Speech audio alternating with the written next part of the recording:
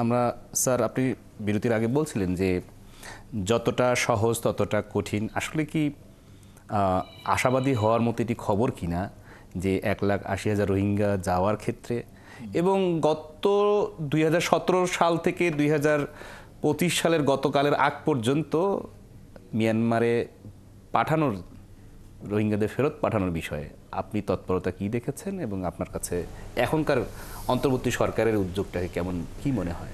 আমার মনে হয় যে আলোচনাটা হয়েছে সেটা পজিটিভ গেইন।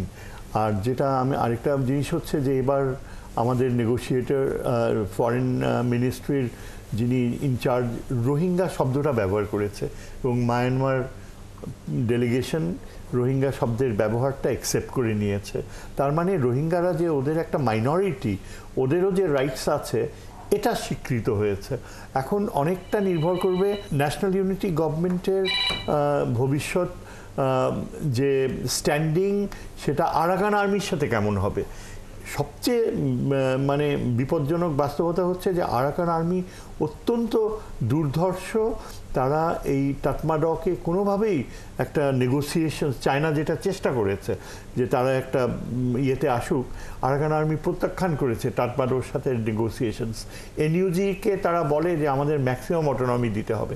আর রোহিঙ্গাদের ব্যাপারে তারা কিন্তু বাংলাদেশের সাথে বলতে গেলে একরকমের ছোটোখাটো বিশ্বাসঘাতকতা করেছে, কারণ আগে তারা ইমপ্রেশন দিয়েছিল যে তারা ফেরত নিবে।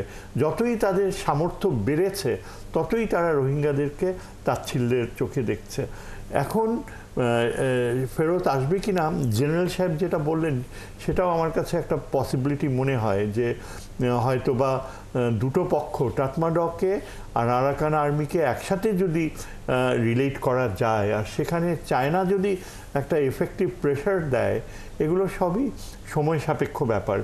তাহলে আমার মনে হয় একটা উপায় বের হবে। সবচেয়ে বড় বাধা হচ্ছে যে যুদ্ধটা এখনো শেষ হয়নি। তবে আর রোহিঙ্গাদের যেই রিজিয়নটা তারা বসবাস করে সেটা তুলনামূলকভাবে ইনট্যাক্ট রয়েছে। সেখানে একেবারে ক্যান্টনমেন্ট বানানো বা চীনারা যে ফ্যাক্টরি বানিয়ে ফেলেছে এ ধরনের রিউমার ছিল, সেগুলো সত্যি না।